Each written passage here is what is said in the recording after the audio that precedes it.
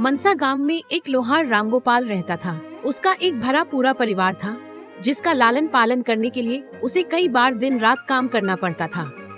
रोज की तरह आज भी काम पर जाने से पहले रामगोपाल ने अपना खाने का डिब्बा बांधने के लिए अपनी पत्नी से कहा।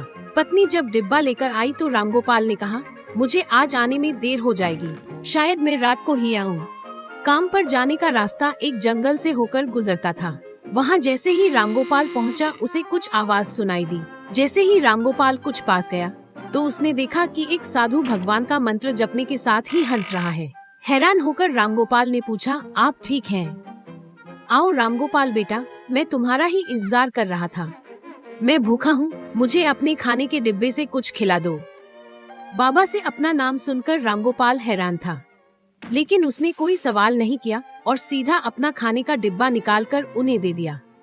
ये सुनकर उस साधु ने रामगोपाल को खूब आशीर्वाद दिया और भेंट के तौर पर एक हथौड़ा दे दिया। रामगोपाल ने कहा, आपका आशीर्वाद काफी है, मैं इस हथौड़े का क्या करूँगा? मोंक ने जवाब देते हुए कहा, बेटा ये मामूली हैमर नहीं है, ये जादुई हैमर है। इतना देश देश व बाबा वहाँ से स्पष्ट हो गए हैं। रामगोपाल अपने हाथों में हैमर लेकर बाजार काम करने के लिए चला गया। पूर्ण विराम। जैसे ही उसने आयरन पर हथौड़े से चोट मारी, वो सीधे और जार बन गया। जादुई हथौड़े की वजह से रामगोपाल का काम जल्दी खत्म हो गया और वो अपने साथ ही उस जादुई हथौड़े को घर ले गया। रोज रामगोपाल उस हथौड़े से जल्दी काम खत्म कर लेता और ज्यादा बर्तन बनाकर उन्हें गांव के लोगों को भी बेच देता था। धीरे धीरे उसके घर के हालात ठीक होने लगे। एक दिन गांव का मुखिया उसके घर आया और बोला, हम गांव वालों को शहर जाने में बहुत ज्यादा समय लगता है, क्या तुम अपने हथौड़े से गांव और शहर के बीच आने वाला एक पहाड़ तोड़ने में मदद करोगे?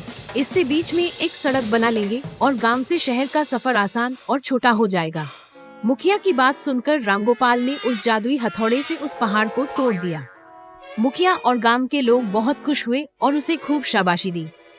पहाड़ तोड़ने के बाद लोहार के मन में हुआ कि कुछ ज्यादा फायदा तो हो नहीं रहा है। इसी सोच में लोहार जगह दुखी होकर जंगल की तरफ चला गया।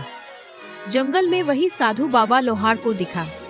लोहार ने सारी बातें बता दी। साधु ने कहा, इसका उपयोग सिर्फ बर्तन बनाने व पहाड़ तोड़ने तक सीमित नहीं है।